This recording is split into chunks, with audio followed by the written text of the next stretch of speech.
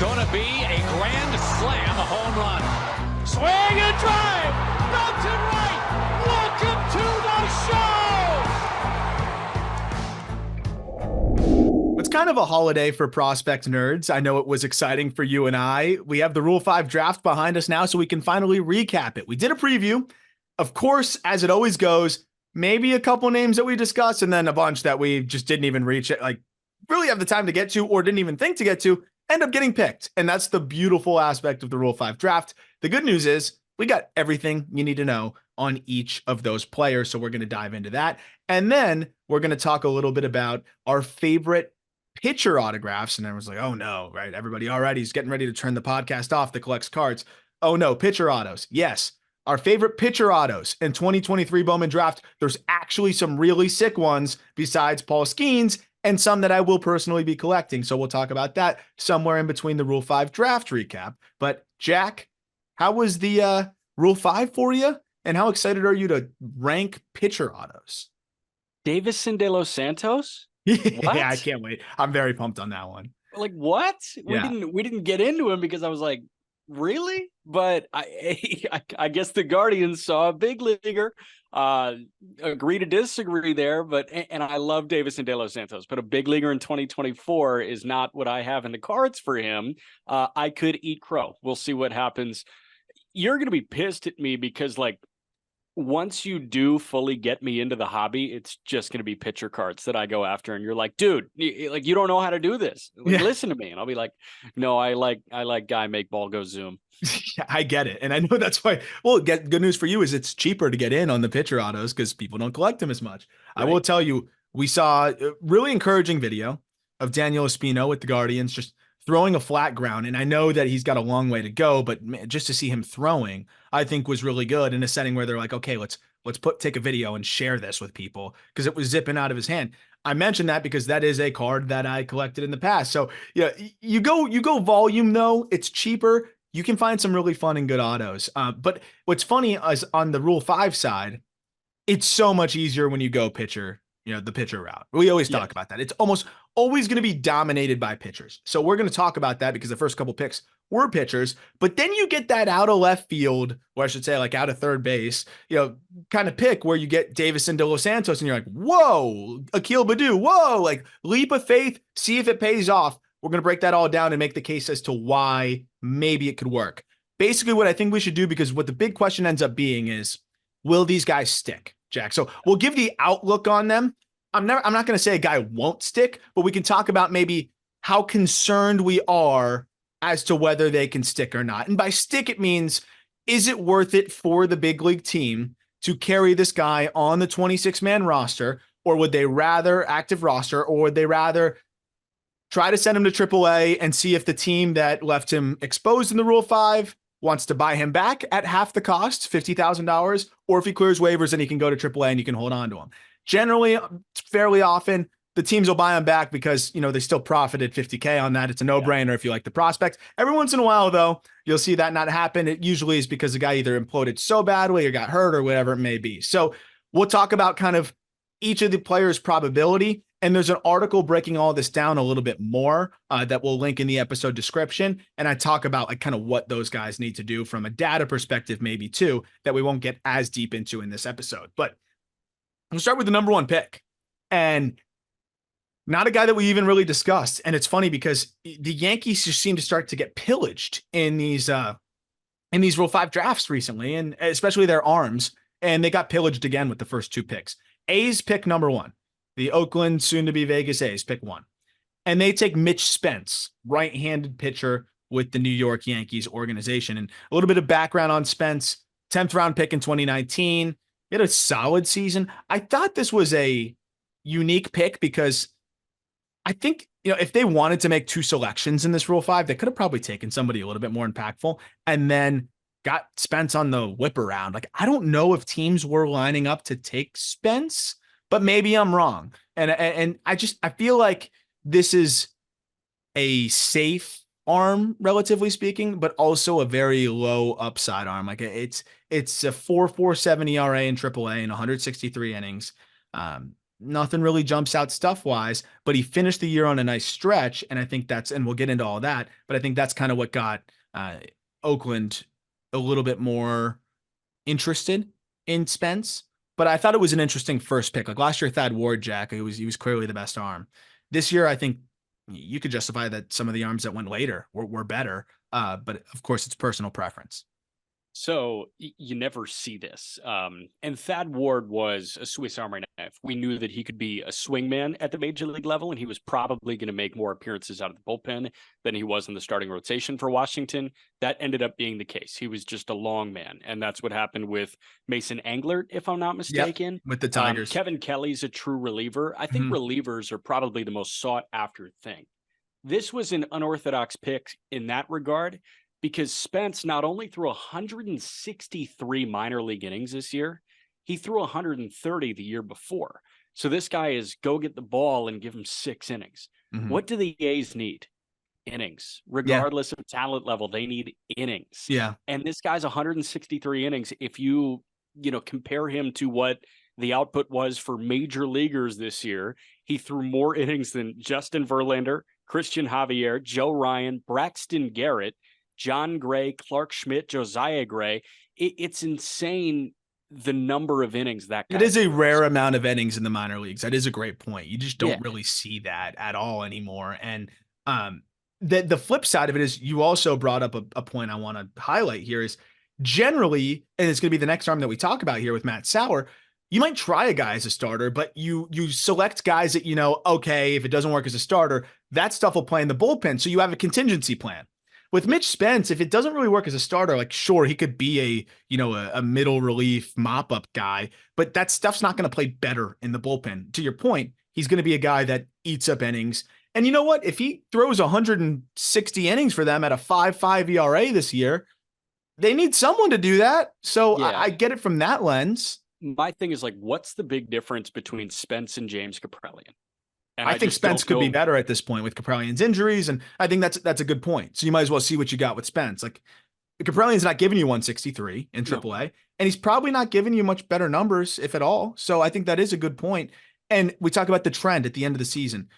You're also putting him in an environment where he likes to pitch the contact for the most part. He's going to be able to kind of benefit from the environment there. But over the last 8 starts of the season in AAA, he pitched to a 3.26 ERA. His ground ball rate jumped to 55%. So, I mean, you got to be encouraged by that. You look at the pitch mix, again, it's kind of a cutter that he predominantly throws, and it's a gyro type cutter in the low 90s, 89, 91. He will mix in a 2-seam that I want to see him throw more because he got a lot of grounders with that too at 93, but he just doesn't throw that as much. And then he has a sweeper. All these Yankees guys have the same sweeper. It's very funny. But he has a low 80 sweeper with 15 inches of horizontal, commands it pretty well, filled up the zone at a 65% clip and a swinging strike rate of 20%. So that pitch will help him a lot too. And then he'll mix in a curveball. It was inconsistent and flashed a changeup. So I think that he could be an innings eater. He could be a fringe 5 innings eater. And for the A's, it seemed like this was the one guy in this Rule 5 that's really capable of eating innings. Because it's either you take that approach or you take the approach of this guy was hurt and teams are worried about it, and we'll see, how he bounces back, but we could have a diamond in the rough here. And man, I think there are 2 or 3 teams in baseball that are taking an inning eater in the Rule 5 draft. And this is one of those teams. Damn well, it's the A's if anyone's going to do it, right? Right. Oakland did it to themselves. Roster construction wise, they did this to themselves, and they went and got an inning eater because they don't have that guy in Las Vegas right now. And yes, Las Vegas is their AAA affiliate. I'm not talking about their future home. Yeah. It's fascinating to me. His mix is also funny because it's cutter and then turn the wrist a little bit more, sweeper, and then turn the wrist a little bit more, curveball, and then try and get over with a sinker. Yeah. It's just bizarre to me. He's a supinator, I guess. That's it. Just turn it a little bit more. And that's why I feel like it's mostly going to be, getting righties out, and we'll see how the lefty splits, work for him. There's another guy that is very impacted by that, and kind of the same thing that you're going to laugh. But also the last thing I'll say, and kind of segues us into pick 2, A's have probably scouted a lot of these Yankees arms a good bit because they've traded with them so frequently, and most recently with the Montes deal. And even if it's arms that they didn't end up getting in certain deals, they're more familiar with. So while there may have been better arms to take, this might have been an arm that they were most familiar and felt safe with. And I think it was kind of similar with the Royals. We talked about, the trades that the Royals have made with the Yankees in the past, go in and get a Beckway and a couple of the other arms. I know Sakema ends up going in the minor league phase of the Rule 5, which is ironic, but the Royals end up going with the Yankees arm as well. And this is actually an exciting arm. I think that could be pretty impactful. Got a quick glance at him in the Arizona Fall League. Matt Sauer, right-hander that I think has as much upside as any of the Yankees that were selected. And by the way, there's 3 of them. But pretty electric fastball. He missed time with an injury. And I think that was where they felt like, I don't know where he lines up. And also the Yankees 40 man is just always going to be, pretty filled out. But he pitched to a 3.42 ERA in 68 and a thirds innings at Double-A. He had some rehab outings here and there, but I was just focusing on the Double-A. When they put him in the bullpen, though, that stuff really ticked up. So I'll get to that in a second. But the fastball sits 93, 95, good carry, averages about 19 inches of IVB. So it's a good fastball, well above average. Gets a lot of whiff in the zone. You could almost say it's close to plus territory. And when he was in the AFL, that fastball was up to 98 when he was pitching in relief and sitting 96. That's a plus heater when he's coming out of the bullpen. So you've got that to fall back on. He's got a mid-80s slider, borderline sweeper shape, of course, another Yankee, that he commands the heck out of, Jack. So that's why I feel really good about his chance of being a reliever. You've got this fastball with good shape. You've got a slider that he's located for a strike more than his fastball at around 64, 65% of the time that held opponents to a .130 batting average. And then he'll mix in a curveball that kind of is his pitch to go get lefties. And it's good enough to be, I guess, the secondary pitch against lefties. So I think he's a swingman type. Like, I think he can turn over a lineup. He's 6'4", 230 pounds. He's mixed in a splitter, but it's a work in progress. I'm curious where he lands. I think with some of the injury history and stuff, maybe they do try him as a starter, but I think ultimately he probably lands in the bullpen. Yeah, I want to give you some background. I was saying, how bad do the Royals need a starter? Like when we're looking at the rotation. I mean, I just watched Daniel Lynch throw in the Dominican, and Daniel Lynch looked really good. I'd rather see what Daniel Lynch can do, obviously, every day of the week. Yeah, he was just change-ups galore. But as of right now, you're looking at Reagans, you're looking at Lynch. Is Bubic healthy? You got Singer. I honestly don't know, but let's just assume that he is at some point, just for the sake of argument. I think Sauer can start games. Like, I do think he's going to start games for Kansas City this coming year. But for some background, I knew who Matt Sauer was. And I was like, why do I know who Matt Sauer is? And then I went to the game log. And it wasn't 2023, it was 2022. And I want to walk you through a 3-start stretch in 2022. On August 18th. Oh! Yep. That's I forgot about that. Yep. You remember go. Okay, too. Floor is yours. Go. This is insane. August 13th, 2022 against Hartford. 4 1/3, 9 hits, 9 earned runs, 3 punch outs, and 3 walks. Terrible start. 6 days later, at Bowie, 5 2/3, 2 earned on 5 hits, punched out 11 and walked just 1.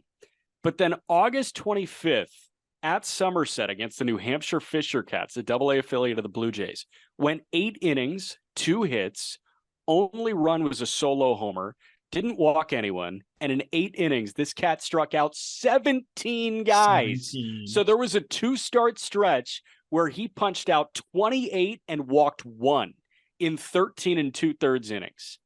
17 and no walks in a start across 8 innings. He can start games. I totally forgot about. We talked about that on the show last year or 2 years ago. Holy crap. First of all, time flies. Second of all, that is the second you said that clicked for me. I mean, you don't do that by accident. It was funny though. The next start, I think he had 2 innings and got roughed up a little bit. 2 2/3, 6 earned, 3 Ks. I think he was banged up though from there on. And so that's been the trouble for him. We've seen him succeed as a starter though, as you pointed out, to succeed as much as anybody. And the reason why those starts were so good for him was the fastball carry is insane when he's really got it. Like he'll be up to 20 inches of induced. And then he's got that sweeper working off of it. And if it's a right-handed heavy lineup, good luck. Like he's going to carve through you. And I'd assume that it was a right-handed heavy lineup. So that side of it is definitely helpful for him. What's interesting is he still mostly worked as a starter and pretty much only worked as a starter. Yes, we got short spurts in the AFL, but he was technically starting, I think, in almost all of those spurts. And so we don't really have much sample of him relieving at all. So actually, let me correct that. I was looking at a separate split. He did come out of the bullpen in the AFL, but has not come out of the bullpen at all in 2023 during the regular season. So we'll see how they handle him. I'd imagine you make a good point, Jack. He's probably going to get a chance to start. Like Angel Zerpa and him will probably be battling it out for the last spot in the rotation, and he could potentially snag that. When the fastball shape is there, I mean, he's getting big whiffs with it. But the velo, right? When he's starting, sometimes it's closer to the low 90s. When he comes out of the pen, sometimes it's closer to the mid 90s. And then some starts, he was more 93, 94. So that's kind of the question. And the shape sometimes was just kind of up and down. But when he's right, you're seeing 93, 94, 95 sometimes with 19 to 20 inches of induced vertical break. And that with the sweeper off of that, that's where you get a 17 strikeout outing. So I like the Royals taking a chance on that kind of upside. And if it doesn't happen in terms of a starter, I feel real good about that stuff out of the pen. I think so too. And like I was doing the flick the glove forward thing for the YouTube crowd. I think a fastball out of the pen plays like that. If it's a 20 IVB fastball, that just works across 2 innings. And he can see 7 hitters in 2 innings and get her done. Like you don't have to turn the lineup over, especially a one pitch guy doesn't have to turn the lineup over. But I think it's going to be a feel thing. And I do think that he can fill a variety of roles. I think the best case for him in Kansas City is what we were talking about, best case for Thad Ward in Washington. Yeah, I'm with you. And the last thing I'll mention is it seemed like for me, a lot of the teams that made selections in this Rule 5 were looking for trends, right? How did this guy finish the year? Did he figure something out and kind of that upward trajectory? And I felt like Sauer kind of had that upward trajectory as well. We just talked about the same thing, with the first pick, but Sauer's last 5 starts of the season, because he got a late start too with some arm issues, didn't really hit the regular season with Double-A until the end of June. And over his last 4 starts with Double-A Somerset, he went 23 and 2/3 innings, 29 punch outs, 8 walks, 6 earned runs, 5 of which came on home runs, solo shots. So that's really the only way that he was getting burned. He wasn't walking guys much. He was filling up the zone. And you throw to a 2.28 ERA over your last 4 starts. I mean, that's going to be really encouraging. And I think that there's some good things here and some things to be excited about. And if you look at a lot of the struggles or like some of the bad outings, those came early on when he was getting his feet back under him off the injury. And from a workload standpoint, to close out the year, here's the pitch counts, before the AFL, where he ended up throwing more innings. So he did get a good workload in still. 95 pitches, 98 pitches, 96 pitches, 82 pitches to close out the year. So, I mean, this guy he was built up at the end of the season. So I think he's going to get a shot. And the more you kind of talk me into it, he's going to get every shot to be a starter for this Royals team. But I do like the fallback of a reliever with his arsenal. Yeah, and that's the kind of guy that doesn't get returned. Like, I don't think he throws again for the Yankees. No, because even if he struggles out of the bullpen, I'd be patient with him. He has multiple, like he could struggle as a starter, and then he could be a little bit sporadic as a reliever. Like he'd have to suck as a reliever too. I think he'd have to be health, command disappears. Like I think he's one of the more likely to stick. And I'll tell you, same scenario with this next guy that we're going to talk about. I think it's very unlikely that this guy gets returned. Yeah, so leads us into number 3, Anthony Molina, who comes over from Tampa Bay to the Rockies. And I think the reason why he won't get returned is because he will have every chance to he will be given so much leeway. You can't pitch at Coors. Okay. Yeah, a fastball heavy guy getting beat up at Coors, whatever. They don't care. I don't think they're going to care at all. Molina is one of the younger guys, if not the youngest guy besides Davison De Los Santos selected in this draft. The youngest arm at 21 years old. I've seen a lot of him because he was in the Southern League, and I've seen him in person. He's definitely been a guy that's been able to pitch above his age for a while, but nothing really jumps off the page. It's a mid-90s fastball. You'd think it would play better, but it's a tough one for me to crack because it's 18 inches of vert, but he gets 10 inches of horizontal, which kind of makes it a little bit easier to pick up, and he fills up the zone at a 70% clip. It's a short arm delivery, which could help it play up at times, but I also think sometimes hitters kind of identify it somewhat easily. So I think for him, he would benefit the most from killing some of that horizontal movement, and we'll see if he's able to do that. But the question is, you go to Coors, that actually kills vertical more than horizontal. I'm interested in that. Like, I don't know how this fastball is going to play. It is 95. He is 21 years old. And from a number standpoint, he threw to a 4.37 ERA and 55 and 2/3 innings at Triple A Durham, and a 4.50 ERA in 122 innings overall. So he actually got better in Triple A Durham. Held his own there as a 21-year-old. And it's just a decent pitch mix across the board. I don't think that there's a plus pitch. I don't think that he has a bad pitch. It's a average fastball. I think that could be above average with a better shape. Slider and changeup are probably average. So you have 3 average pitches. You have a young arm. You have good command and a slot that sometimes it can, the stuff can tunnel well off of. We'll see how it pans out. That's the big thing for me, is the command and the 70% strike rate on the fastball. And I was looking at, batted ball profile just simply on Fangraphs, and pretty much every stop he has been a ground ball oriented pitcher. Ground ball rate will sit around 40%, north of 50 in high A in 2022, but Double A was sporting a 42% ground ball rate, 40% ground ball rate in Triple A too. Does it make any sense to turn that thing into a sinker at 93, 94? I think so. So the one area where I can't speak to it as much is like, how hard is it for certain guys to just turn that thing into a sinker? Some guys, maybe not at all. He is young, and obviously the Rays have pushed him aggressively for a reason. He's probably got good makeup, and he's probably a cerebral arm. So I would try it. Yeah, I'd probably try it. And let me just say, not a single stop in his minor league career did he have a walks per 9 clip over 3. Like, the highest walks per 9 clip I see is in AAA when he was walking 2.9 per 9. That's excellent. And the Rockies need guys like that, because the last thing the Colorado Rockies need on the hill are guys that are going to go an inning without finding the strike zone. Yeah. He's just going to get balls in play. Nolan Jones is going to command right field as good as anybody in baseball. I'm being sarcastic, but Brenton Doyle is in center field. That really helps. They are assembling a really strong defense with McMahon at third, with Tovar at short, with Doyle in center. Like, they just need guys that can get through 7 if the defense is there. Yeah. No, and this is kind of another guy that needs to eat some innings, and I think he can. And I think you bring up a good point that the floor is high because he can fill up the zone, and none of his pitches suck. Right? He's just got a bunch of, he's got 3 at least average or close to it pitches like that should play when you command things well. I would love to see, I think the 4-seamer is still beneficial.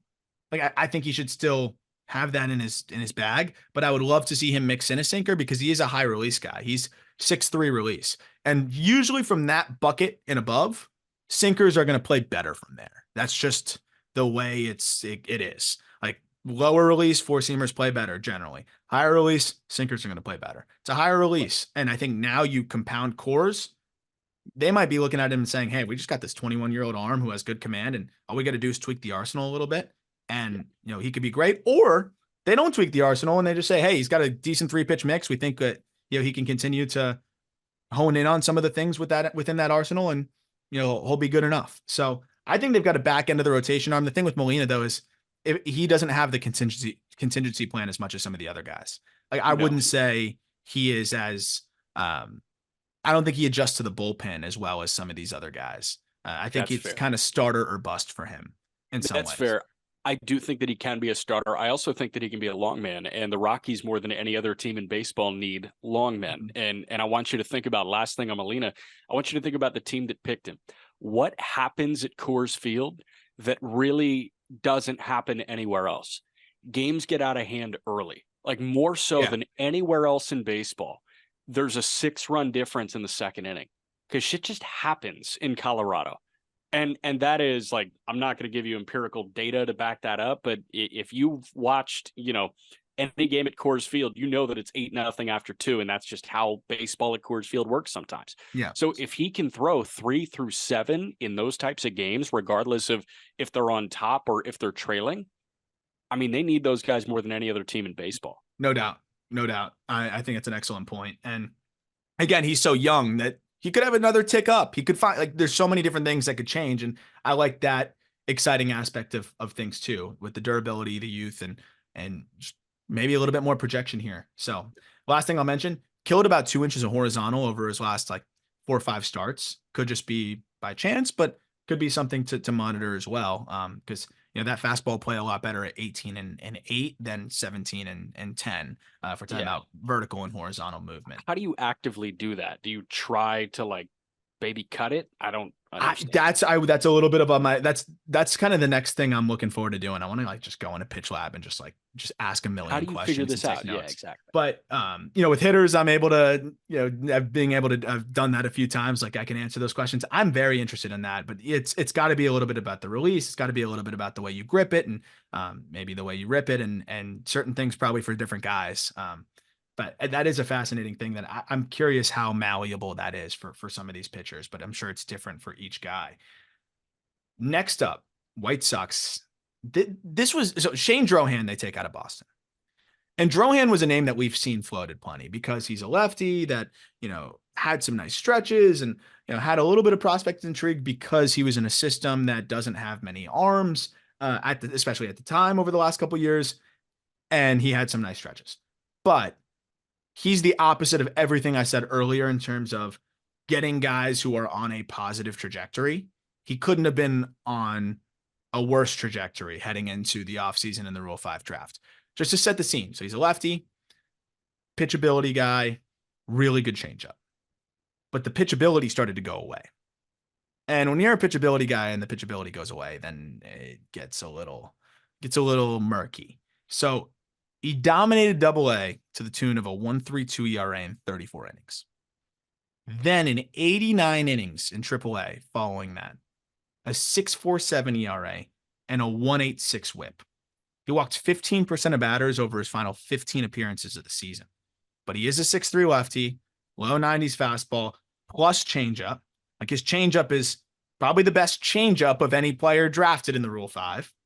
That held opponents to a 150 batting average and a 23% swinging strike rate, but he only landed that pitch for a strike 53% of the time. So if your best pitch is a coin flip, that's not good. Got a fringy cutter and slider that put up good numbers left on left, but righties, he pillaged it. He can't use it, but it works. He can use it left on left. So he has a way to get righties out. It's just mask the fastball somehow and then change up, maybe mix in a cutter here and there. Then he has the way to get lefties out, which is fastball, cutter, slider, and the cutter slider played fine left on left. Yeah. Where does Drohan fit in here? I don't know. Like, what do you think the White Sox thought process is here? Trying him as a starter, trying him as like a middle reliever. He's not going to be a high leverage arm. Are they hoping that he sees a tick up in velocity? To me, I thought. And again, I know that he was one of the more common names floated, and we talked about him in the preview. And I think in the preview, I said I wouldn't take him. And I just still feel that way. I think that there was a lot of other arms I would take. So just looking at the roster resource right now, it's Dylan Cease, Eric Fetty, Michael Kopech, Mike Soroka, Tuki Toussaint. And then I think Drohan would be the 6. Davis Martin having TJ sucks. That does suck. That sucks. But Drohan, I guess, is in the bullpen with Davy Garcia and Luis Patino and Jimmy Lambert and Jesse spot Schultz. Starter. Those guys are all like kind of failed starters. They're all kind of the same guy. They're failed starters that are relievers and spot starters. So, and like all respect to Shane Drohan, it's hard for me to understand the intrigue when a guy's walk rate more than doubles. 7% in Double-A to 15% in Triple-A. And I get the ABS and all that stuff, but okay, but double? Yeah. Like give you 2-3 ticks. Yeah. Yeah. And then the batting average against $161 in Double-A, 289 in Triple-A. Oh, dude, I got some numbers on that. What I do think is, lefty, they needed one. Because you have Crochet, who's back off injury, and we'll see, how he looks. Yeah. Tanner Banks, I won't pretend I know much on him. And then Drohan's the next lefty in there. So he's probably the only lefty that has a chance at starting. So that's probably what they're looking at. And then, of course, you've got Eater, but he really hit a wall, after the trade from the Marlins to the White Sox. So I think that was their angle. And if you look at the rest of the Rule 5, I don't think there was another left-handed pitcher taken. So maybe they just really wanted a lefty and they figured, hey, well, this guy's had some really good stretches. He has some intrigue. We've seen him have some good stretches in the past in the minors that change up plays.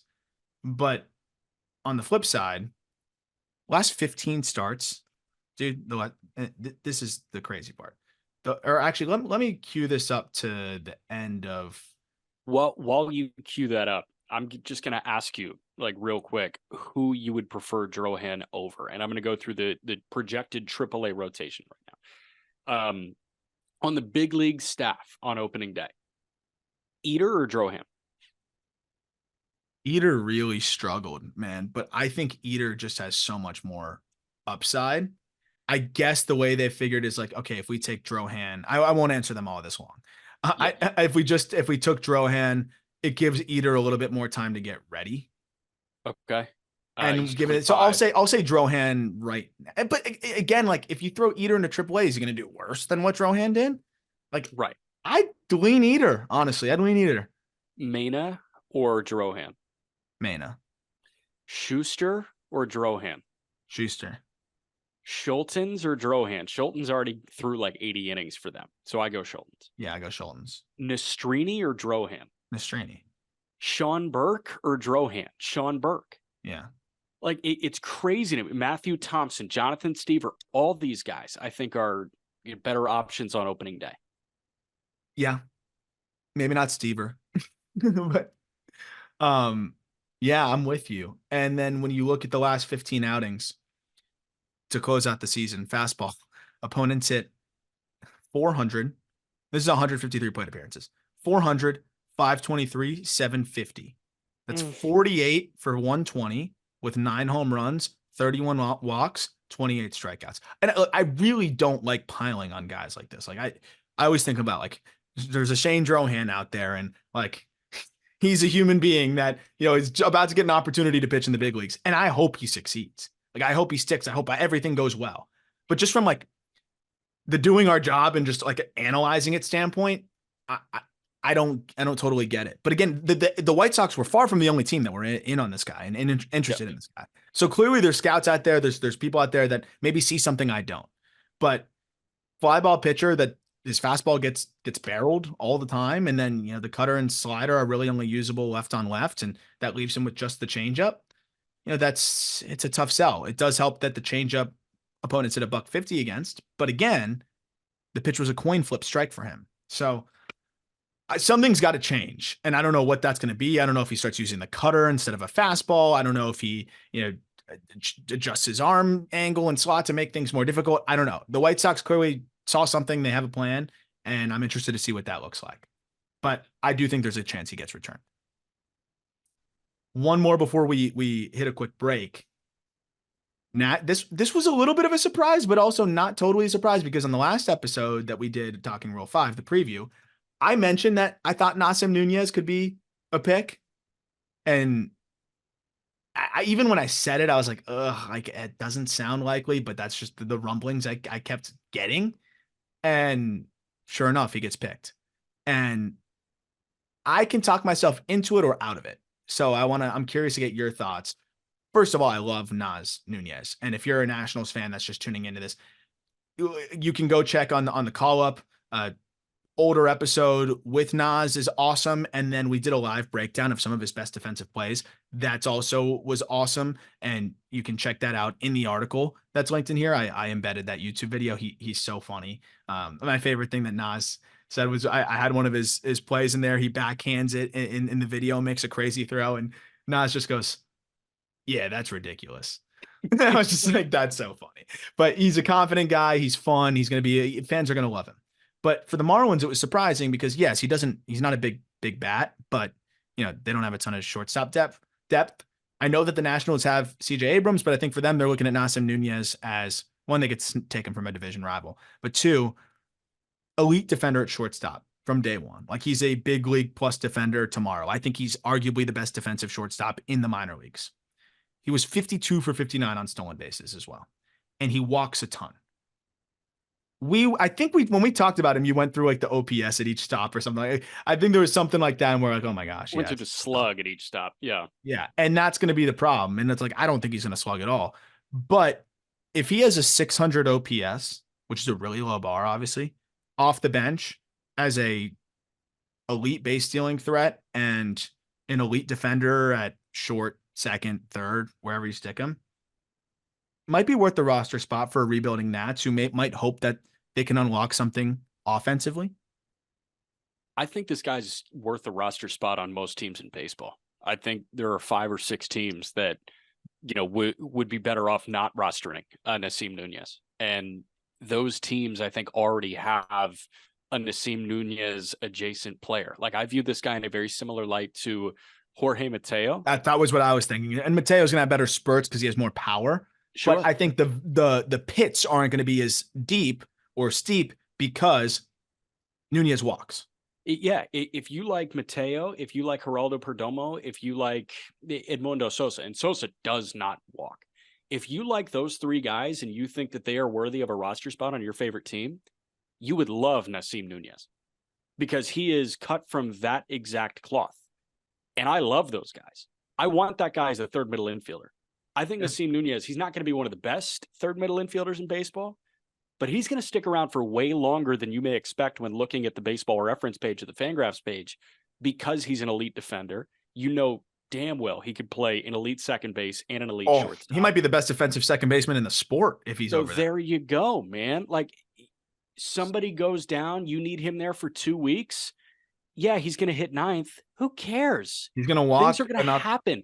He's going to walk and he's going to defend like nobody's business. And when he walks, he's a threat to get himself in scoring position for the top of the order. This guy is a baseball player that transcends the Fangraphs page. And that's what I love about him. Well, so I think you hit the nail on the head. I mean, Brenton Doyle, and look, I don't know if he's going to be as proficient. I don't know if the F4 value goes the same in terms of center field, but if he has to plug in a shortstop or second base or whatever, like it could. Brenton Doyle had a 43 WRC plus. That's a 593 OPS, and he was a 1-win player in the eyes of F4. I think he can be something along those lines. I mean, we're looking at guys like Nick Allen with Oakland, who got 106 games to run. He had a 55 WRC plus, and he doesn't bring speed, and you don't really get as much of the dynamic ability as a Nas Nunes. I'd rather see what Nick Allen can do. What Nas can do. Or sorry, I'd rather see what Nas can do instead of Nick Allen. Thank you. Bryce Turang, a guy that I was really excited about. 585 OPS. He gave you a positive WAR, but why couldn't he do something similar to what Turang did, but with less run? And 26 bags, played great defense at second base. And, the difference is Turang slugged 300. I think Nunez probably slugs even less than that, but he's going to get on base better than a 285 clip. So it's a low bar. It's a unique profile in the Rule 5. But I think it's one that if you're in a position like the Nationals are, you look at the organizational depth chart, there's not a lot of middle infielders that you can get super jazzed up about. Brady House is going to be playing third. I think it makes sense in a lot of ways. So I think it's a fun one. And by the way, Mateo, what was it? Just over a 600 OPS, 32 bags. He was a positive WAR player. So if you're able to get something additional out of him, though, if they're able to unlock something offensively, and he can even be a high 600s OPS guy, he could be a 2-win player. And again, I know that sounds boring, but this is the Rule 5 draft. Wow, way to just diminish the entire pod.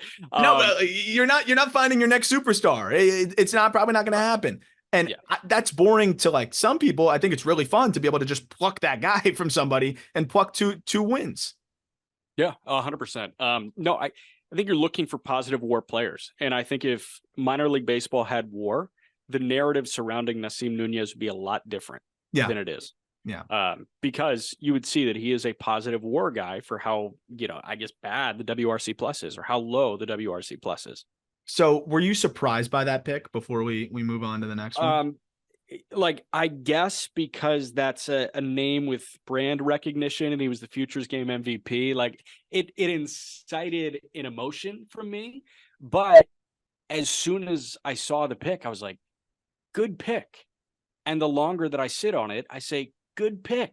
Yeah. I think if I was a GM, this is the kind of guy that I'm looking for in the Rule 5 draft. Yeah. The last thing I'll say on the other end of the spectrum is he's going to need to make some, improvements bat to ball wise. He has about average to slightly above average contact rates, but his exit velocity I think average exit velocity was 84.8, would have tied Andres Gimenez for the lowest in Major League Baseball. That said, he's not below the floor. So that is good news because he's going to be one of those guys that's always going to be at the bottom.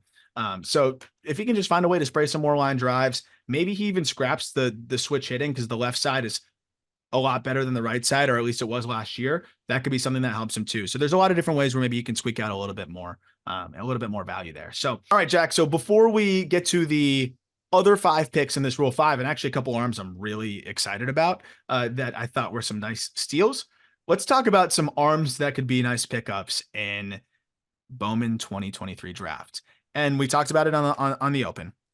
No one likes to collect pitcher cards, but then all of a sudden you start to see like people get excited about them, and like it's like a guilty pleasure almost. And I think that pitcher cards are going to start to come back a little bit because of how much faster these college players are climbing, how exciting some of these guys are, and how much faster they're just climbing through the minor leagues. You see them a little bit quicker, they get to the show a little bit quicker. And I think that makes it a little bit more exciting to be able to go collect some of these cards of guys that can probably get to the show quicker than the bats, which is a big part of collecting these prospect cards, especially when it's draft and the draft just happened. So you and I are going to go back and forth real quick. We're going to do a very quick snake draft. Obviously, whoever gets the number 1 pick is going to we're going to do it where it wraps back around and you get back-to-back picks because that'll make it more fun. And we'll see who has the best rotation. We'll go 5 each, see who puts together the most exciting rotation. Again, it's probably going to be whoever has pick number 1, but we'll try our best to make it close. Yep. There's some fun autos in this, Jack. Like everyone's chasing, the top hitters. You got the Langfords and you've got so many other guys that we've talked about in previous episodes. You've got the Tom Brady, and there's some special inscriptions on that Tom Brady Expos card that I know has a massive bounty on it, and people are going to be going after that, it's a really cool thing to have a Tom Brady autograph in this set. I often forget that he was drafted to play baseball, and of course, we're getting reminded by it. But at the same time, it is a really cool aspect of what they're doing, and it's going to be fun to see people chasing after that. But not everyone's going to pull the Wyatt Langfords and the Tom Bradys. And if you pull a pitcher, I want to let you know that it might be good news. So here are some of the names that might be good news. Jack, I'll give you the first pick. No, we can't do that. Like this is the Pat Ewing Knicks lottery. This is what's going on, or the LeBron 2003 NBA draft thing. All right, so I'll take I'm going to ask 1. Siri, pick odds or evens. I'm going to ask her for a number between 1 through 10. Even. Okay, so if it's even, you get Skeens. If it's odd, I get Skeens. Hey Siri, pick a number 1 through 10. It's going to be 8, by the way. It's 10. Let's go. All right. Paul Skeens is I don't even know what my team would be called, but welcome to the squad, Paul Skeens. Welcome to the good guys. How about that? I'll give you back-to-back picks here. Okay. I want Hurston Waldrop, the right-hander out of Florida that has flown through the Braves organization. He ended the year in AAA. Yeah. Does he crack the opening day roster? Anthopoulos alluded to it, right? You mentioned that on the show. He did. Yeah. I think I retweeted that, but Alex Anthopoulos, he pretty much said like, he's going to have a shot. Like you're going to see him in 2024. That's what he said. And then Bochy said about Wyatt Langford, we're going in to spring training with a competition, which is sick. And that's why Bowman Draft, like I think it's as exciting of a time as ever to be collecting these guys because they're getting there so quick. 100%. So I go Waldrop. I think that splitter gets outs 2 times through the order right now. On a world champion contender every year. Yeah, exactly. So I go there. I'm not going to go too crazy here. I'll double up with Noble Meyer, right-hander, high school right-hander from the Marlins. I was thinking about getting edgy and unique and underground indie alt music, but I decided not to. Noble Meyer, like, he is skin and bone, and yet he throws 97, 98. So give me some muscle on him. The Marlins know how to develop pitching, especially from a very young age. And I think Noble Meyer can turn into an excellent pitcher. So you went Skeens. I went Waldrop with Atlanta and Noble Meyer with Miami. Yeah. And I realized I didn't even talk much about the Skeens pick. Obviously, it's a no-brainer. Yeah, 100 with one of the best sliders in baseball Yeah, already, and a developing and they're not changeup. going to waste like any bullets there at all in the I don't minors. know, Like man. Let's see him in Indianapolis for a little bit. he's going to be. I think he's going to get. Yeah, I want you to see him in Indy, but I think after a few starts, it's see ya. He's gone, and I think that part of it is great because you're going to get a guy that's going to be. He could be a rookie of the year contender this year if he gets up quick enough. And I think the Pirates might be looking at that prospect incentive, the player pick incentive if you get your guy up early. I doubt they look at it, that way, but ultimately they could, and that could be something that gets him up there a little bit quicker too. But Skeens is the one guy that I think you're collecting, and not just you, I think anyone with how dynamic and exciting the arm is and just, how popular he is. That's a guy you're taking over in a lot of bats. I think even with the stigma of arms in the hobby, but swinging it back around to me, there's actually a few different names I really like in here. And, by the way, Noble Meyer, no brainer pick. I think obviously Waldrop's, you got the balance of college and high school. Meyer is really, really, really like talented, obviously. And the Marlins, perfect landing spot for him. But did you know his parents are both civil engineers? And so his interest in pitching, like, kind of helped. They kind of started to dive into like pitch shapes and things like that. And so he's a data darling for like multiple reasons because like, he's way ahead of his time, and they've been like honed in on pitch shapes since he was maybe going into high school. So it's cool from that aspect too. Like he's a nerd, like he is a junkie. And I love the ability to maximize your arsenal when you already throw upper 90s and have that kind of stuff. So swinging it back to me, I'm going to go Ty Floyd here. Floyd just, I feel like he was one of my favorite, we talked about it in the drafts, he was one of my favorite underrated arms in terms of just somebody that I felt like the data was better than maybe people were giving him credit for, because I think they were looking at a lot of the surface level stuff. But the Reds, I thought, did really well to snag this kid out of LSU. And we talk about some really good stretches. Ty Floyd on his final 2 starts of his collegiate career against Wake Forest and Florida, he punched out 27 in 13 innings against those 2 lineups. A Florida lineup, now we know how loaded it was, 17 punchies in that outing. It's a fastball that's low release, 20 plus inches of vert. It's going to play immediately. So it's got that like Bryce Miller type of, I think, helium in terms of the way that he can maybe fly through the minors quickly. And then the slider's good if he can command it consistently. And then he's trying to find that third pitch. But again, when you have that kind of fastball and he fills up the zone the way he does with that kind of shape, I think he can kind of have that Bryce Miller, Brian Wu type of minor league ascension, because he is a very similar profile to them. And in a Red system, that there's probably not that many guys in his way. Yep, for sure. I like it. Back to you, or do I make 2? You make 2. All right, I'm going Charlie Soto. Just going to go pure upside. Soto, Twins pick, just crazy athlete, 6'4". He was a switch hitter when, on the position player side of things. He's a lot more raw, I think, than Noble Meyer, and I think that's why Meyer was kind of ahead of him. But the fastball is absolutely electric. It jumps out of his hand from that 6'4", like long extension, kind of release point. He's just turned 18 years old. I think there's a potential for wipeout breaking ball. He's athletic for his size. I mean, this is just the second best prep arm, and he's a big power dude. So I think Soto is a guy I'm definitely going to be excited to pull and hold if I get him. And again, another system where you could see him kind of moving up quickly if he shows out well. Yep. All right. So you have 3 right now. I have 2. So you have Skeens, Ty Floyd, Charlie Soto. Skeens with the Pirates, Ty Floyd with the Reds, Charlie Soto with the Twins. I've got Meyer with the Marlins and Waldrop with the Braves. So I'll pick 2 more, then you pick 2 more, then I pick my last. Okay. I am going kind of like down the board a little bit. First pick's going to be Alex Clemmie, who was a Rhode Island left-hander who was taken by the Guardians this year. It was either end of the first round or beginning of the second round. And Clemmie, Bishop Hendricken in Rhode Island, lank machine, like 6'6", 200 pounds, up to 99 with the fastball, and has this slurve to boot. And we were watching some video before we hopped on the recording. It is weird. Like, he is drop and drive as Slender Man. It's bizarre. And he's the closest thing that I think the Guardians have to a McKenzie, and we know how the Guardians develop pitching. Yeah, I think anytime I pull a Guardians pitcher, I'm thinking twice about letting that card go. And you talk about the way he drops low and just pushes from that low, like sink in the hip, Imanaga-esque, but he's what? He's long and lanky. 6'3", yeah. 6'6". Jeez. Fastball's nasty. I like that pick a lot. Big upside there. Okay, so Clemmy, now I go Teddy McGraw in Seattle. I knew you were going to do McGraw's that. coming off of Tommy John.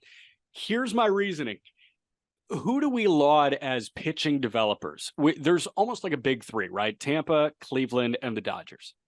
We got to add the Seattle Mariners to this because everything they've touched as of late turns to gold. Gilbert, Kirby, Hancock, Miller, Wu, like Taylor Dollard had a 2 ERA before he got hurt. Like everybody is good right now. Yeah. Teddy McGraw, the consensus, I think, in the industry was before he went down and had TJ, I think it might have been an internal brace procedure done. Yeah. Like he was as electric as Rhett Lauder is. And it's a sinker. I like a sinker in Seattle, man. Yeah. I'm for it. So this is a guy that can run it into the mid 90s or high 90s. Really, he can flirt with the high 90s. Give me Teddy McGraw, hoping he's healthy off this. Big upside. Another big upside one. And I mean, yeah, if he's healthy, I think he could have been one of the earlier guys that we saw selected. So I'm with you. I like that a lot. Yep. Back around to me. Back around to you too. I'm going Wake Forest again. We're going to go Sean Sullivan. I talked about how much I like the arm when we did the Rocky system. It's outlier, extension, fastball release height, just crazy jump. Enough for me to be excited enough to put him as the number 10 prospect in the Rocky system already. He can dominate with that fastball. I think if it doesn't even work out as a starter, he could be an elite high leverage guy, potentially even a closer with that fastball. But the sweeper off, that's gross. I think Sullivan he's going to be a really tough guy to hit. It's just about whether the command is there and maybe a third pitch to be someone that can go 5-6 innings. But I know there's a big league arm in there, and I think he could be a wipeout type of pitcher with heavy fastball usage from that low release, high carry, and great extension kind of just profile. I don't think there's many better than that. And then I'm going to go with another just physical freak. We're going I could play, my guys could be a basketball team. Jackson Wiggins, 6'7", just an electric arm too. Cubs, right? The Cubs go out and snag him. Would they go over swap for him? I think so. 6'7" arm, commands a little bit of the question, walked 14% of batters through the course of the entire season last year. Worked a little bit more out of the bullpen towards the end of the season. But the Cubs, another one, they're starting to develop pitching. Breslow, I know he's gone, but kind of the infrastructure that he put in there, I think really helped them. Wiggins can, run it up to upper 90s. I think he's flirted with triple digits. We haven't seen him throw, because he's recovering from injury last year. So I'm interested to see how he comes back, but with potentially triple digits fastball, nasty slider, and a changeup that he's mixed in with some decent success in the past, Wiggins could be a big time exciting arm. I'm going floor. I'm lacking a little sex appeal with my final pick. Joe Whitman, left-hander for San Francisco. Whitman's my guy. I've got some bias because I think his second to last college start. But Whitman, what I saw was a guy that can pound the strike zone with low to mid 90s stuff. I assume low 90s will turn into mid 90s, just being in professional baseball and not having to go to Astronomy 104 on Tuesdays and Thursdays at 3 p.m. I saw a slider that was really good left on left, and he can spot it well enough against righties. And I saw a changeup that was probably better than advertised in spurts. So a 3-pitch mix in a rotation that is going to need some help. There really aren't too many people blocking him in that system. I think Whitman can climb quickly if he looks like that high floor arm, and I think he can be a Giants like 5 or 4. We'll see. It's fun arm. Yeah. Is that it? One more? That's it. That's it. All right. What you want to wrap up all the picks? It was so you went Paul Skeens with the Pirates, Ty Floyd with the Reds, Charlie Soto with the Twins, Sean Sullivan with the Rockies, and Jackson Wiggins with the Cubs. I went Noble Meyer with the Marlins, or Waldrop was my first pick. Waldrop with the Braves, Noble Meyer with the Marlins. Then I went Alex Clemmy with the Guardians, Teddy McGraw with the Mariners, and Joe Whitman with the Giants. Those are 2 good rotations, man. And that's just in Bowman Draft. And those are both like really fun rotations. So I love that. Yep. Also, something I just remembered, we got to talk about the Juan Soto trade in the next episode. I promise you we will break down that whole return next week when we have, probably some more trades going down and all that good stuff. But very excited to talk about those guys. We've already talked about them plenty on this show. So you can go back and probably find so many episodes where we talk about those guys. All right. Back half of this Rule 5 draft sends us right into pick number 6. St. Louis Cardinals take Ryan Fernandez from the Boston Red Sox.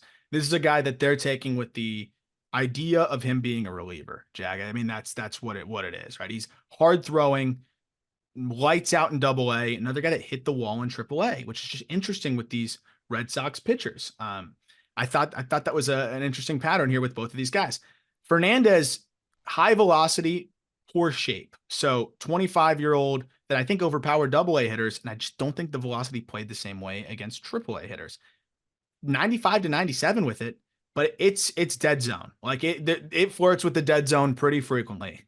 And I think that's part of the problem. The reason why I think it's a good pick, or why I think he can stick, is that his slider is nasty. It's upper 80s. It's wipeout. He started throwing that pitch more than his fastball as he was struggling in AAA. And I think he just started to nibble too much. But that pitch is great if he can just figure out a way to get that fastball to, not be point blank dead zone, because 95, 97, you can get away with mediocre shape. It just can't have, dead zone shape.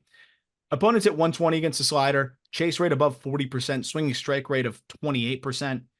If he can adjust the fastball shape, I think he could be a 7th inning guy.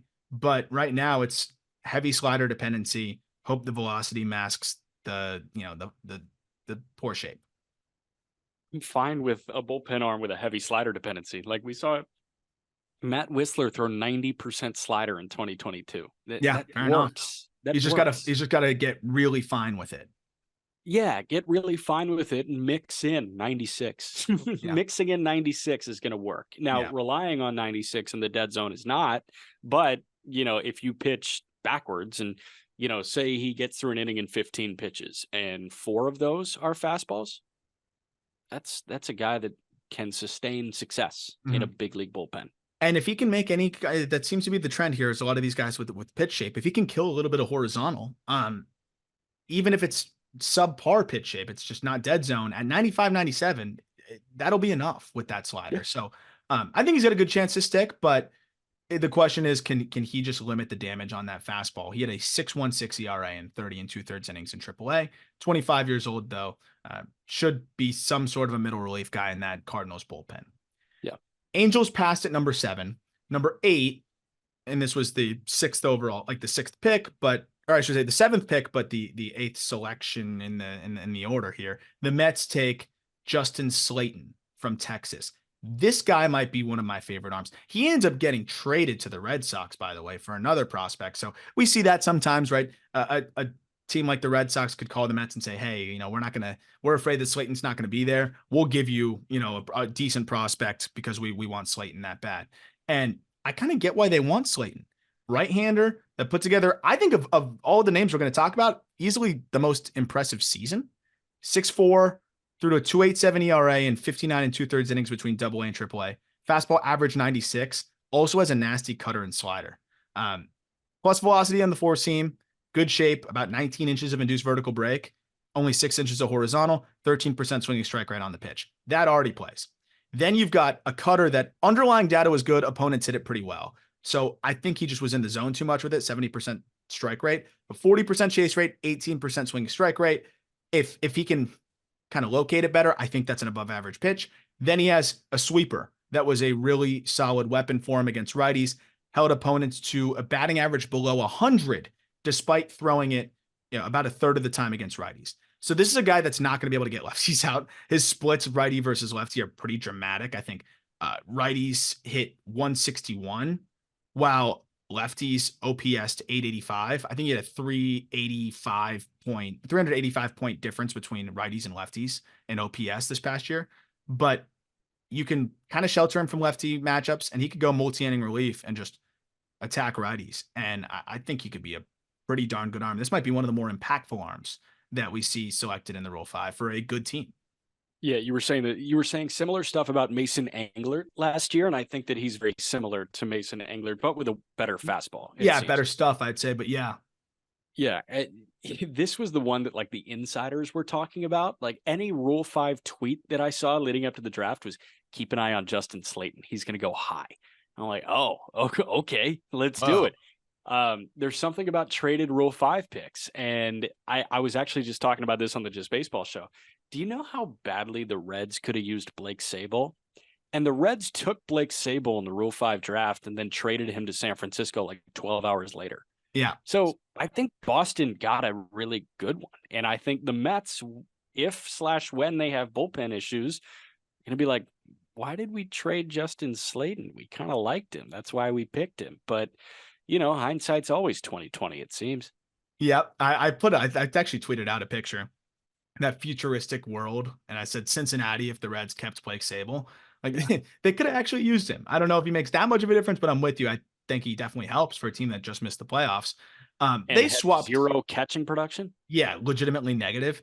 They swapped him for Ryan Ammons. I hope I'm saying that right. Ammons, yeah, Ryan Ammons. What round was he selected in this past year? What mostly worked out the pen was banged up out of Clemson. So low 90s, upper 80s. It's kind of just like a free prospect for them because I think they also kicked in cash. They basically just gave them their pick and said, just give us a lefty. So that's kind of what they did. I like Slayton. I think could be the most impactful arm, and I see why a lot of people are excited about him. Between the fastball shape and those two, again, another supinator. I think it's fun. Pirates pass at 9, and then here's the biggest surprise of them all.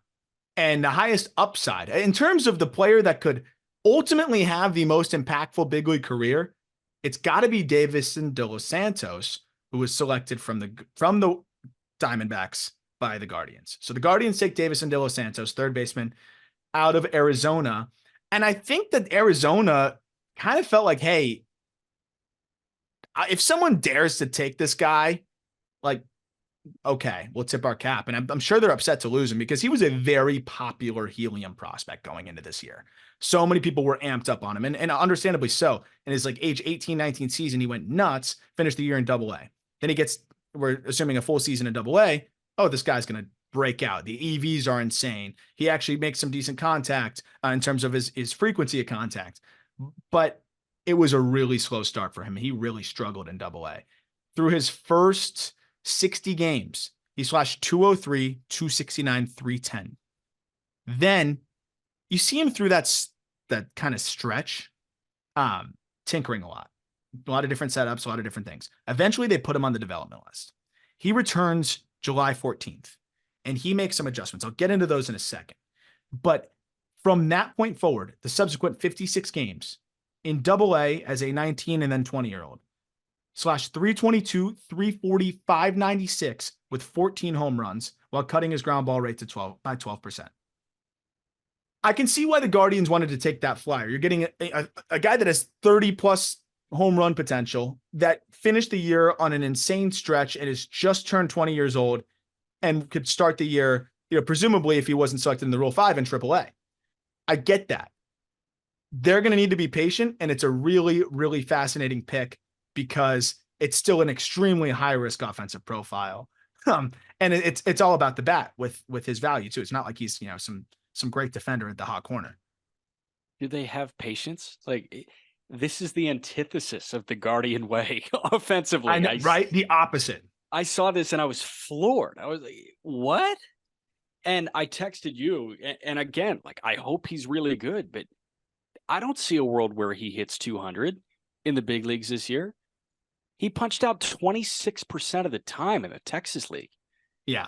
That number is going to jump like crazy. That number is going to be north of 30%, low batting average, like sell out for power. When was the last guy that worked in Cleveland that was like that? The last guy with prospect pedigree was Bobby Bradley. That didn't work. No. And I think it's really funny that they go out and get this guy in the Rule 5 when they have almost too frequently moved off of guys of this type too early. Nolan Jones, Will Benson. Jones. Yeah. Yeah. And those guys are different because those guys are patient. De Los Santos, and that's the problem. He chases like crazy. So I think this is fun and I love this, and I hope more teams do this. I thought this would be more of an A's or Nationals type of pick. Like, fuck it, who cares, right? Like, just see what he does. And if it doesn't work, it doesn't work. But if it works, it's 30 bombs. So like, I could see a team like that doing it. I think it's interesting when the Guardians are trying to compete, they're going to use one of their 26-man roster spots to, put a guy in there that might not be able to give them much offensively. They're probably going to shelter him. They're going to put him in certain positions to succeed. But I wanted to talk about the swing adjustments. I love the changes he made, and I'm very much buying into that. And I think that's why the Guardians ended up taking him. He had a lot of hand movement. He really was late with his moves and like getting slotted, and he really kind of struggled to control his body. He went narrower with the stance. He adjusted his hand load to be earlier and more still, and he eliminated a lot of slack that he had. It was his hands moving in there. It's still kind of close to his body, and he didn't have much of a negative move. Now he has this stretch with his back. He gets into his slot early. He's more vertical with his body, so he's able to kind of stay upright and not, collapse his front side.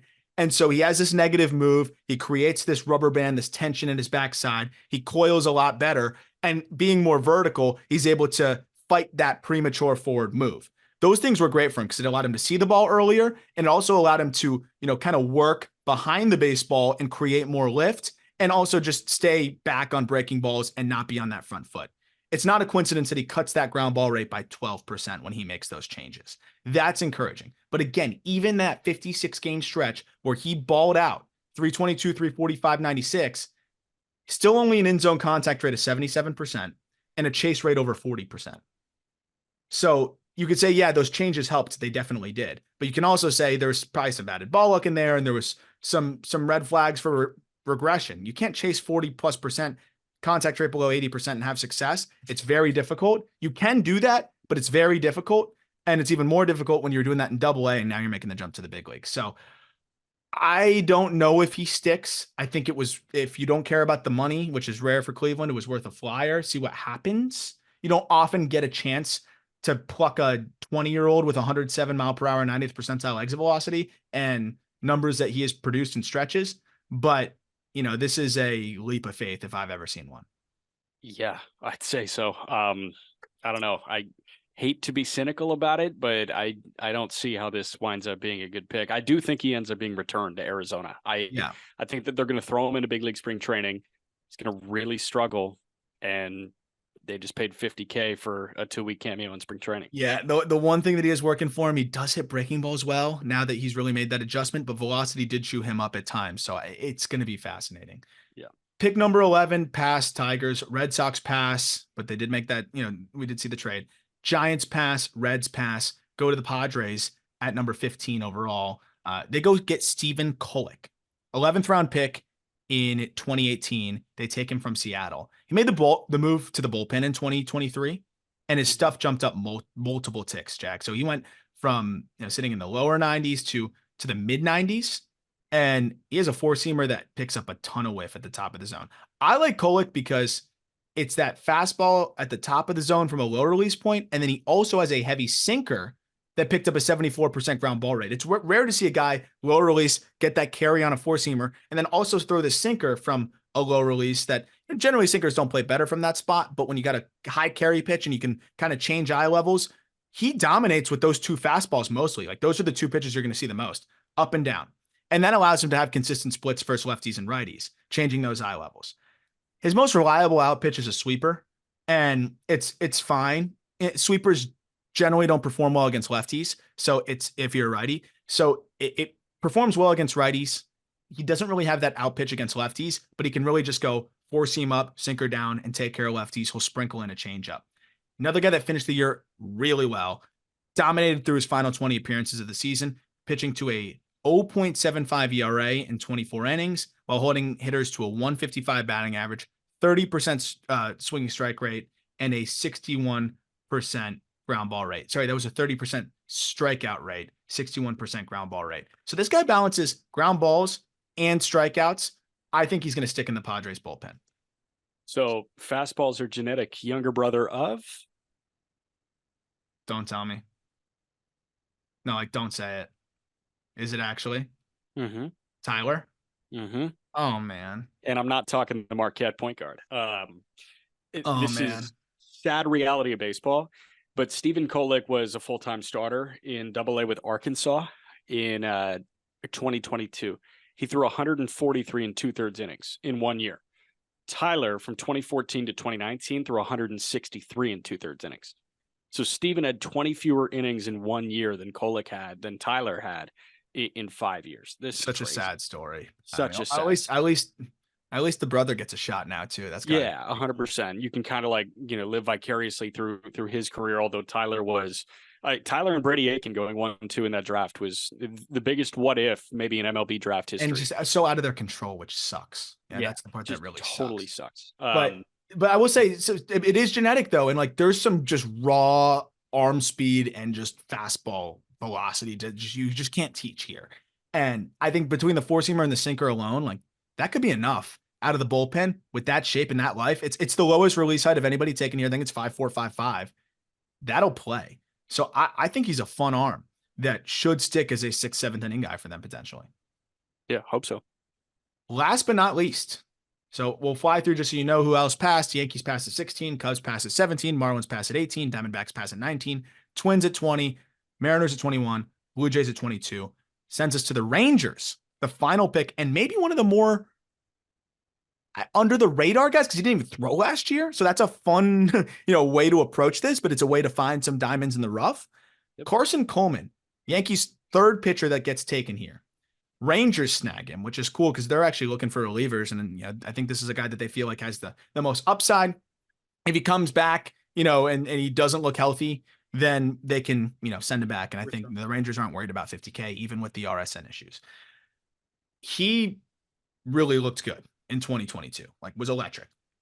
Underwent Tommy John surgery, so that's why we missed him in 2023, and he'll be back and ready to go this year. If not, they can, stash him on the IL. It buys him more time. You're able to do that for X amount of time. We saw that with Noah Song. And Nick Enright. Yeah, and Nick Enright, unfortunately, ended up getting returned anyways with all, the things that he's dealing with, and Song ended up getting returned anyways too. 25-year-old that absolutely dominated through high A and double A in 2022. A 2.13 ERA, struck out 40% of batters, was Somerset's closer. I think picked up like 19 saves. Another incredibly low release height guy, 5.4. So he actually has the lowest release point of anybody here. I mean, that's extraordinarily low. Average for reference is like 5.9 on a four-seam fastball. Fastball sits 95, touching 98 the last time we saw him, and it's a slingshot delivery that's tough to pick up. So he will throw his fastball pretty much. He's a glove, here it comes kind of guy. 70% fastball rate. He was throwing it more than 70% of the time. Still held opponents to a 160 batting average with the pitch, 17% swinging strike rate, and a 35% end zone whiff rate. Like that will play. So he was a 2018 Brewster Whitecap. He was also a 2019 Brewster Whitecap. So I got to. Oh, I didn't know that. Yeah, Carson Coleman. Coleman is an interesting cat because at least at that point, I think it's still the case. He's got a little bit of that Edwin Diaz in his delivery. And I don't mean like limbs flying everywhere. I mean, the way that guy kind of propels his body forward, he's releasing from way closer. And I don't have the extension numbers in front of me, but I bet he extends really well because the arm swing is a little bit shorter than you would expect it to be. But with how far his body gets off the rubber, I mean, that guy is getting on you, and that fastball is jumping on you. It's pretty similar to Wheeler, where it's perceived velocity. Yeah. I think that guy has really high perceived velocity. Well, and it's so rare to be able to get the low release and good extension like that. It's hard to do both of those. Yes. But sorry, go ahead. What were you saying? No, I think he does both. I think that's what he can do. And, there can be innings for the Rangers, and he's, not being asked to be the closer. He's not being asked to be the setup guy or the second setup guy. I think there can be like 6th innings where he just gets through it with 8 fastballs and he gets 2 fly balls and a punch out. Yeah. Yeah. No, and I think that's going to work. Like, and especially with the velocity that he's able to get from that shape. And it's like a 5.4 flat release point. So it's almost closer to 5.3 to get that. With most guys that are that low are going to have below average extension. So even if he has average extension, like it's almost like has elite extension from that release point. So to blend that release point with decent extension, that fastball is just going to dominate. It's also 2,400 RPM from that spot. We talked about how that's redundant, low key. No, but do we want to get into this? No, not. This episode's already been long enough. But Yeah, I think it's RPMs. We'll save that for another time. But to have that spin rate, 2,400, 2,500 RPM from that release point with that velocity, no wonder the guy had a 35% in zone whiff rate on that fastball in 2022. He's going to stick as a reliever with the Rangers. I'm confident in that. 101 punchies, 19 walks, by the way. Damn. Yeah. Damn. That'll do it for this episode. Thank you for bearing with us for an entire Rule 5 recap. We're probably the only people on earth that are going to give you an hour and change on the Rule 5. We did, in our defense, give you a little bit of Topps talk. We'll be doing a lot more with Topps Draft or Bowman Draft and all that good stuff. So stay tuned for that. Definitely look forward to continuing to break out these farm systems. We will finally have Dodgers ready next week, putting the finishing touches on that for the Dodgers top prospects. And we will have some interviews coming up in the next couple of weeks as well, and a lot of exciting episodes. If you could take a second to leave a rating, that would be great. Help us grow the show. If you subscribe on YouTube, fantastic as well.